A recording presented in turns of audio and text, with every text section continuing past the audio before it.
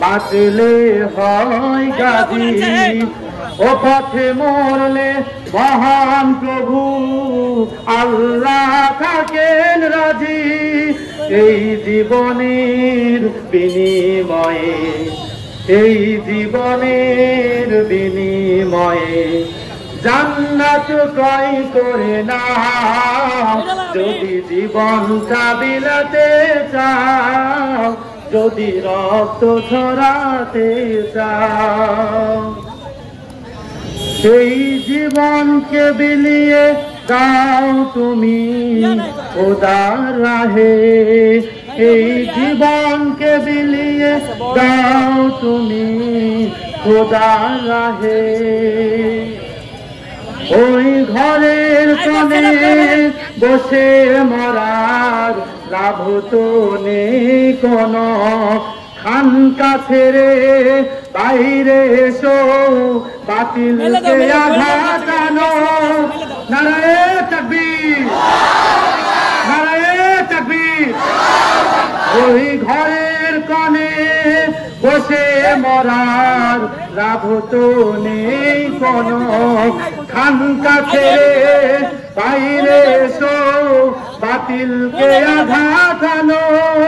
ময়দানেতে লড়াই করে, ময়দানেতে লড়াই করে শহীদি খেতাবটা নাও।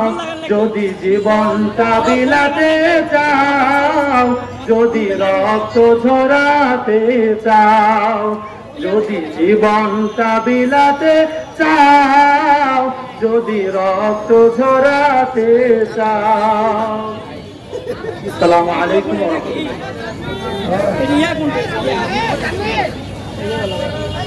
সম্মানিত তৌহিদি জনতা, নারে তাকবীর, নারে তাকবীর, নারে তাকবীর।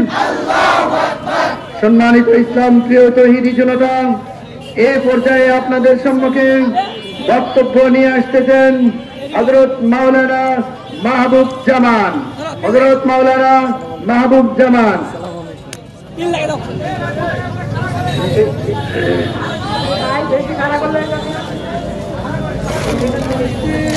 আসসালামু আলাইকুম ওয়া রাহমাতুল্লাহ। নাহমাদুহু ওয়া নুসাল্লি আলা রাসূলিহিল কারীম, আম্মা বা'দ। আশিক সাহেব, মুহতারাম হাজিরিন, আমরা এখানে উপস্থিত হয়েছি মুসলমান যত কাজ করে ইসলামের এবং শরীয়তের প্রতিটি কাজের উদ্দেশ্য হইল আল্লাহকে রাজি খুশি করা। হাদিস শরীফে রাসূল আকরাম সাল্লাল্লাহু আলাইহি ওয়াসাল্লাম বলেছেন, লা ইউমিনু আহাদুকুম হাত্তা আকুনা আহাব্বা ইলাইহি বিওয়ালাদিহি ওয়া ওয়ালাদিহি ওয়ান নাসি আজমাইন। যতক্ষণ পর্যন্ত কোনো মুমিন, কোনো মুসলমান তার নিজের সন্তান থেকে, নিজের আব্বা আম্মা থেকে, এমনকি নিজের জানের থেকেও রাসূলকে বেশি না ভালোবাসবে, ততক্ষণ সে মুমিনই নয়। সুতরাং আমরা আমাদের জীবনের থেকেও মুহাম্মদ সাল্লাল্লাহু আলাইহি ওয়াসাল্লামকে বেশি ভালোবাসি। আমরা আমাদের সন্তান, আমাদের আত্মীয় স্বজন, আমাদের আব্বা, আমার সবচেয়ে বেশি আমরা রাসূল সাল্লাল্লাহু আলাইহি ওয়াসাল্লামকেই ভালোবাসি।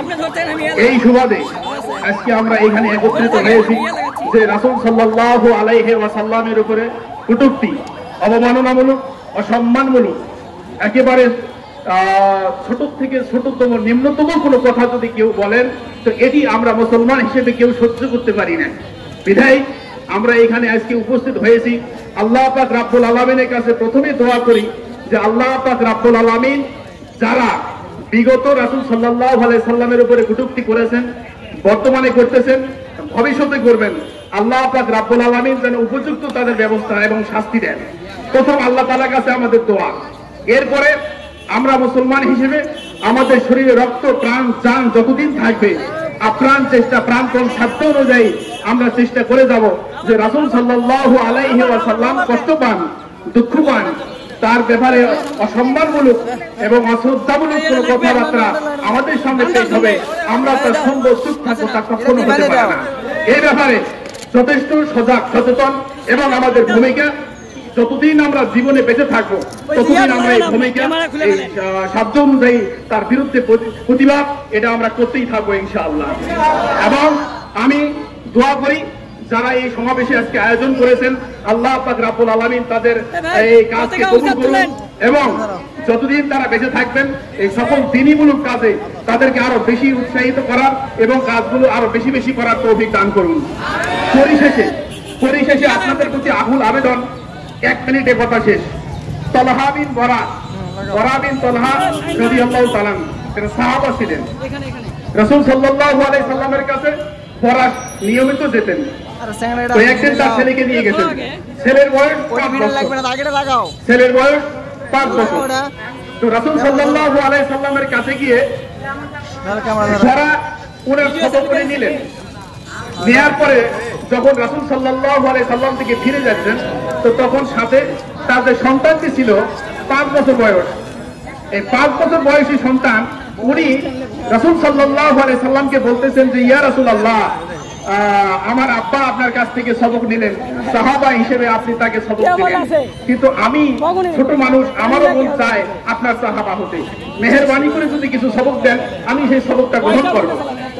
রাসূল সাল্লাল্লাহু আলাইহি সাল্লাম তার এই মহব্বত, তার ইশক, প্রেম দেখে রাসূল বললেন যে তালহা, তোমার এখন প্রথম সবক হলো এই যে তোমার হাতে তরবারি দিলাম, তোমার বাপের কল্লা কেটে দাও। সাথে সাথে 5 বছরের বাচ্চা তার আব্বার কল্লা কাটার জন্য জোর দিয়েছেন।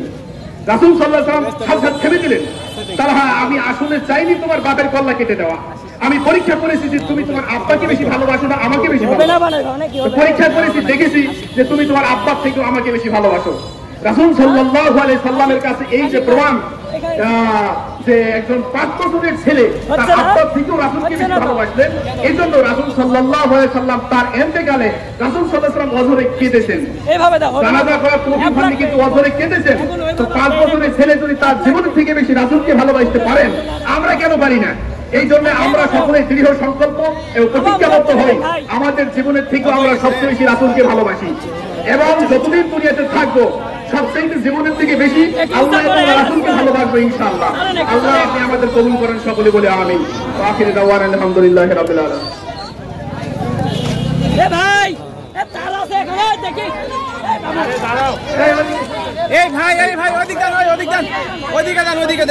সম্মানিত তৌহিদি জনতা, এ পর্যায়ে আপনাদের সম্মুখে বক্তব্য নিয়ে আসতেছেন ডক্টর মাহবুবুর রহমান গোলাপ। ডক্টর মাহবুবুর রহমান গোলাপ।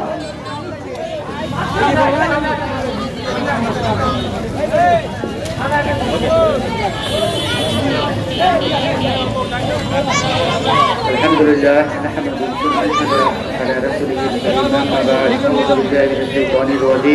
বিসমিল্লাহির রহমানির রহিম।